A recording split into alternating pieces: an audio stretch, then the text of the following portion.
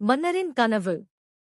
நீண்ட காலத்திற்கு முன்பு விஜயநகரத்தில் தெனாலி ராமன் என்ற புத்திசாலி, நகைச்சுவை மிக்க ஒரு மந்திரி வாழ்ந்து வந்தார்.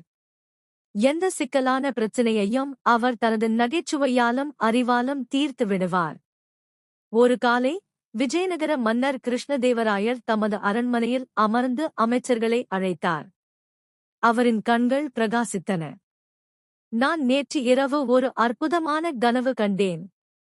வானில் மிதக்கும் ஒரு மாய அரண்மனை.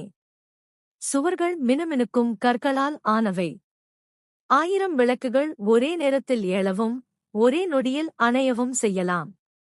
உள்ளே ஒருவர் விரும்பும் அனைத்தும் இருக்கும். அமைச்சர்கள் கைத்தட்டினர். அற்புதமான கனவு, அரசே! மன்னர் சிரித்துக் கொண்டு அறிவித்தார். யார் எனக்கு இந்த கனவு அரண்மனையை கட்டித் தருகிறாரோ அவருக்கு 1,00,000 பொற்காசுகள் பரிசாக தருவேன். ஆனால் அமைச்சர்கள் அனைவரும் அறிந்தார்கள், இது சாத்தியமற்றது. வானில் அரண்மனை எப்படி கட்ட முடியும்? இருந்தாலும் யாரும் மன்னரிடம் நேராகச் சொல்லத் தயங்கவில்லை.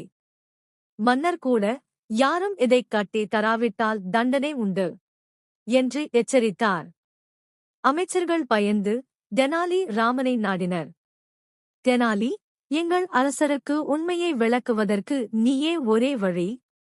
தெனாலி சிரித்துக்கொண்டு, நான் பார்த்துக் கொள்கிறேன் என்றார். சில நாட்கள் கழித்து ஒரு முதியவர் நீதிமன்றத்தில் வந்து அழ ஆரம்பித்தார். அரசே, எனக்கு நீதியளியுங்கள். நான் கொள்ளையடிக்கப்பட்டேன். மன்னர் ஆத்திரமாகக் கேட்டார், யார் உன்னை கொள்ளையடித்தார்? முதியவர், முதலில் நீங்கள் கேட்டதும் எனக்கு தண்டனை கொடுக்க மாட்டீர்கள் என்று வாக்குறுதி அளிக்க வேண்டும் என்றார். வாக்குறுதி அளிக்கிறேன் என்றார் மன்னர். முதியவர், அது நீங்கள்தான், அரசே.